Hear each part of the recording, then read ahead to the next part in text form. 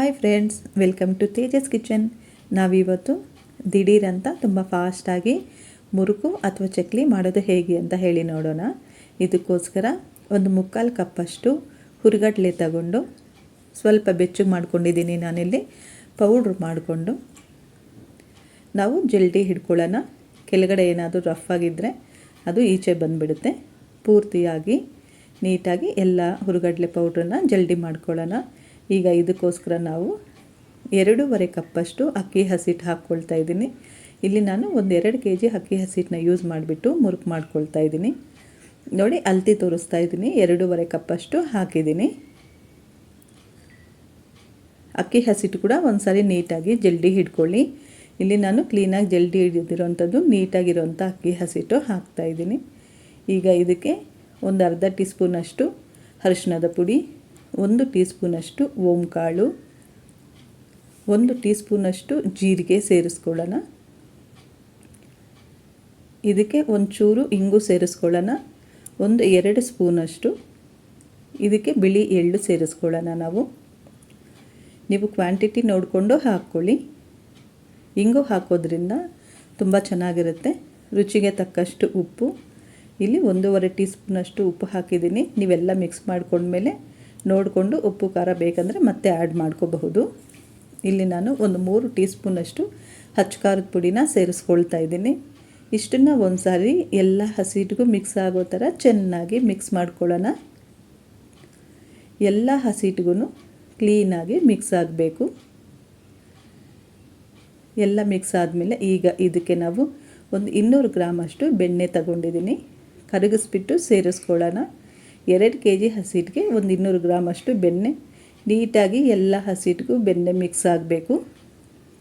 ನೋಡಿ, ಕೈಯಲ್ಲಿ ನಾವು ಈ ಹಸಿಟ್ಟನ್ನ ಉಂಡೆ ಕಟ್ಟಿದ್ರೆ ಅದು ನೀಟಾಗಿ ಉಂಡೆ ಥರನೇ ನಿಂತ್ಕೋಬೇಕು. ಈಗ ಬಿಸಿನೀರನ್ನ ಸ್ವಲ್ಪನೇ ಸೇರಿಸ್ಕೊಂಡು ಮಿಕ್ಸ್ ಮಾಡ್ಕೊಳ್ಳೋಣ. ಪೂರ್ತಿಯಾಗಿ ನೀರು ಒಂದೇ ಸತಿ ಹಾಕಿದ್ರೆ ನಮಗೆ ಅಳತೆ ಗೊತ್ತಾಗೋದಿಲ್ಲ. ಆದ್ದರಿಂದ ಸ್ವಲ್ಪನೇ ನೀರು ಸೇರಿಸ್ಕೊಳ್ತಾ ಮಿಕ್ಸ್ ಮಾಡ್ಕೊಳ್ಳೋಣ. ಚೆನ್ನಾಗಿ ಮಿಕ್ಸ್ ಮಾಡ್ಕೊಳ್ಳಿ. ತುಂಬ ಸಾಫ್ಟಾಗಿ ಬೇಡ, ಅದಕ್ಕೆ ಅಂತ ತುಂಬ ಗಟ್ಟಿಗೂ ಬೇಡ. ಮೀಡಿಯಮ್ ಹದದಲ್ಲಿ ಮಿಕ್ಸ್ ಮಾಡಿಕೊಂಡು ಚೆನ್ನಾಗಿ ನಾದ್ಕೊಳ್ಳಿ 5 ನಿಮಿಷ.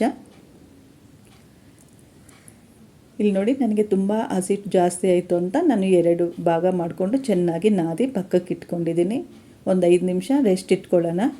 ಈ ಟೈಮಲ್ಲಿ ನಾವು ಎಣ್ಣೆ ಬಿಸಿಗೆ ಇಟ್ಕೊಂಡು ಚಕ್ಲಿ ನಾವು ಒತ್ತುತ್ತೀವಲ್ಲ, ಆ ಐಟಮ್ಗೆ ನಾವು ಸ್ವಲ್ಪ ಎಣ್ಣೆ ಸವರ್ಕೊಳ್ಳೋಣ ಒಳಗಡೆ ಎಲ್ಲ. ಈಗ ನಾವು ರೆಡಿ ಮಾಡಿ ಇಟ್ಕೊಂಡಿರುವಂಥ ಹಸಿಟ್ಟನ್ನ ಇದರೊಳಗಡೆ ತುಂಬಿಸ್ಕೊಳ್ಳೋಣ. ನೀಟಾಗಿ ನಿಮಗೆ ಎಷ್ಟು ಬೇಕೋ ಅಷ್ಟನ್ನೇ ತುಂಬಿಸ್ಕೊಳ್ಳಿ. ಒಂದು ಪೇಪರು ಅಥವಾ ಒಂದು ತಟ್ಟೆ, ಒಂದು ಪ್ಲಾಸ್ಟಿಕ್ ಕವರ್ ಇದ್ರ ಮೇಲೆ ಚಕ್ಲಿನ ಹೊತ್ಕೊಂಡು ನೀಟಾಗಿ ಎತ್ತಿ ಹಾಕ್ಕೋಬಹುದು. ನಿಮಗೆ ಶೇಪ್ ಎಷ್ಟು ಬೇಕೋ, ಯಾವ ಥರ ಬೇಕೋ ಆ ಥರ ಒಂದು ಕವರ್ ಮೇಲೆ ಚಕ್ಲಿನ ಒತ್ತಿ ಫಸ್ಟೇ ಇಟ್ಕೊಳ್ಳೋಣ. 5-6 ರೆಡಿ ಇಟ್ಕೊಂಡ್ರೆ ಎಣ್ಣೆಗೆ ಹಾಕೋದಕ್ಕೆ ಈಸಿ ಆಗುತ್ತೆ. ಇಲ್ಲಿ ನಮಗೆ ಎಣ್ಣೆ ಬಿಸಿ ಆಗ್ತಾ ಇದೆ. ನಾನಿಲ್ಲಿ ಒಂದು ಕವರ್ ಮೇಲೆ ಹಾಕ್ಕೊಳ್ತಾ ಇದ್ದೀನಿ, ಎತ್ತಿ ಹಾಕೋದಕ್ಕೆ ಈಸಿ ಆಗಲಿ ಅಂತ ಹೇಳಿ.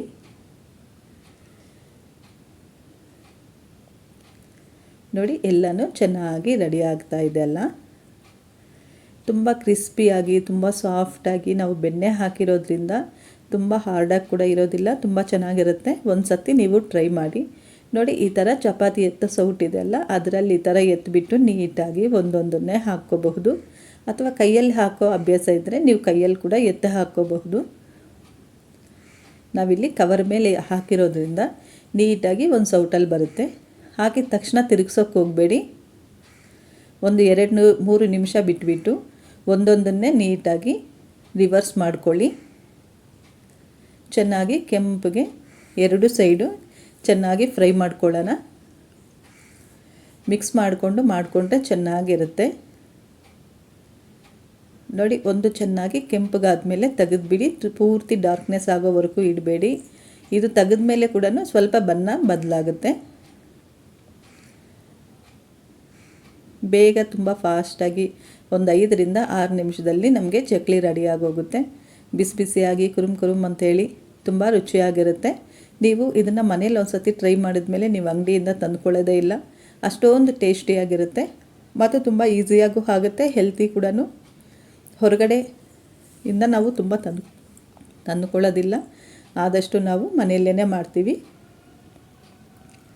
ನೋಡಿ, ತುಂಬ ಟೇಸ್ಟಿಯಾದಂಥ ಕ್ರಿಸ್ಪಿಯಾದಂಥ ಮನೆಯಲ್ಲೇ ಮಾಡಿರೋವಂಥ ಚಕ್ಲಿ ಈಗ ರೆಡಿಯಾಗಿದೆ. ನೀವೊಂದು ಸತಿ ಟ್ರೈ ಮಾಡಿ ಫ್ರೆಂಡ್ಸ್. ನಿಮ್ಗೆ ಇಷ್ಟ ಆಗಿದ್ದರೆ ಒಂದು ಲೈಕ್ ಮಾಡಿ ಮತ್ತು ನಮ್ಮ ಚಾನಲ್ಗೆ ಸಬ್ಸ್ಕ್ರೈಬ್ ಮಾಡ್ಕೊಳ್ಳಿ.